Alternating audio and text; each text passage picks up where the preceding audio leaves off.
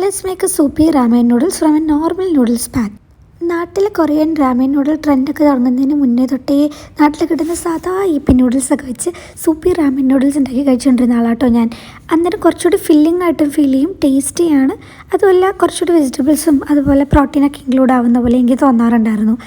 നമ്മുടെ ഈ ചാനലിൽ തന്നെ നാട്ടിൽ കിട്ടുന്ന ഒതൻറ്റിക് കൊറിയൻ ടേസ്റ്റുള്ള നൂഡിൽസ് ഏതൊക്കെയാണ്, നോറിൻ്റെയും അങ്ങനെ കുറേ ഓപ്ഷൻസ്, കിംചി നൂഡിൽസ് അതൊക്കെ വെച്ചിട്ട് ഏതൊക്കെയാണ്, അതുപോലെ തന്നെ അവിടെ പ്രൈസ് ഡീറ്റെയിലിങ്ങും അതുപോലെ എങ്ങനെയാണ് ചിക്കൻ ബ്രാത്ത് ഉണ്ടാക്കിയ ഡംപ്ലിങ്സ് തൊട്ട് ഒരു ഒതൻറ്റിക് രീതിയിലുള്ള കൊറിയൻ നൂഡിൽസ് ഉണ്ടാക്കുക എന്നുള്ളതൊക്കെ ഞാൻ വീഡിയോ ചെയ്തിട്ടുണ്ട്. ഇതിപ്പോൾ ക്വിക്ക് ആൻഡ് ഈസി ആയിട്ട് എങ്ങനെ ഉണ്ടാക്കാം എന്നുള്ളതിൻ്റെ ഒരു വീഡിയോ ആയിട്ടോ.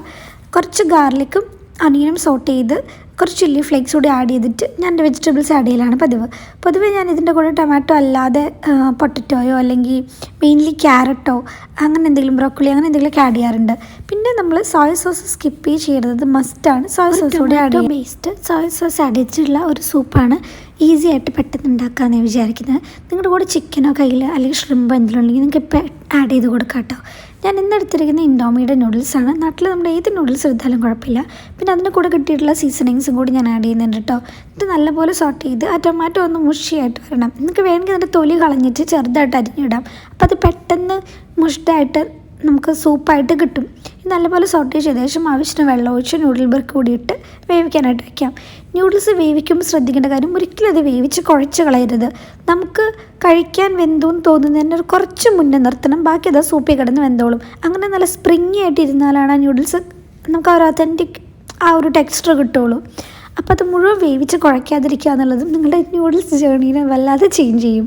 അതുപോലെ നേരത്തെ ഞാൻ പറഞ്ഞല്ലോ നൂഡിൽസ് ഫ്രം സ്ക്രാച്ച് എങ്ങനെയാണ് ഡംപ്ലിങ്സ് ഉണ്ടാക്കുന്നത്, അതിൽ കുറേ ആ നൂഡിൽസിൻ്റെ ടേസ്റ്റ് കിട്ടാൻ പാകത്തിന് എങ്ങനെയാണ് സൂപ്പ് സെറ്റ് ചെയ്യേണ്ടത് എന്നൊക്കെ ഉള്ളത്, അതിൻ്റെ വീഡിയോസൊക്കെ ഓൾറെഡി ഞാൻ ചെയ്തിട്ടുണ്ട്. അതുപോലെ തന്നെ നാട്ടിൽ കിട്ടുന്ന കുറേ നൂഡിൽസിൻ്റെ വീഡിയോസും എല്ലാം കൂടി ചേർത്തിട്ട് ഞാൻ നൂഡിൽസ് എന്ന് പറഞ്ഞിട്ട് ലിസ്റ്റ് ഉണ്ടാക്കിയിട്ടേക്കാം കേട്ടോ. ഒന്ന് ജസ്റ്റ് ചാനലിൽ കയറിയിട്ട് നോക്കിയാലേ അതിലെല്ലാം ഉണ്ടാവും.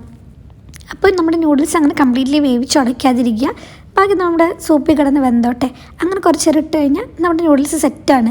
ഇനി എനിക്ക് കൊറിയാണ്ടറിൻ്റെ ടേസ്റ്റ് സിലാന്തർ ഉണ്ടല്ലോ, മല്ലിയില, അതിൻ്റെ ടേസ്റ്റ് ഇഷ്ടമാണ്. അതുകൊണ്ട് പൊതുവേ ഞാൻ അതോ അല്ലെങ്കിൽ കുറച്ച് സ്പ്രിംഗ് ഓണിയൻസോ ഗാർണിഷിനായിട്ട് ഇടാറുണ്ട്. പിന്നെ ഒരു ഹാഫ് ബോയിൽഡ് എഗ്ഗ് അല്ലെങ്കിൽ ഒരു ഫ്രൈഡ് എഗ്ഗ് ആണെങ്കിൽ ഞാൻ വെക്കാറുണ്ട്. ഇന്ന് എനിക്ക് നല്ല വിശപ്പുണ്ടായിരുന്നു, സമയം കുറവായിരുന്നു, എനിക്ക് മടിയായിരുന്നു, അതുകൊണ്ട് ഞാൻ ഇത്രേ ചെയ്തുള്ളൂ.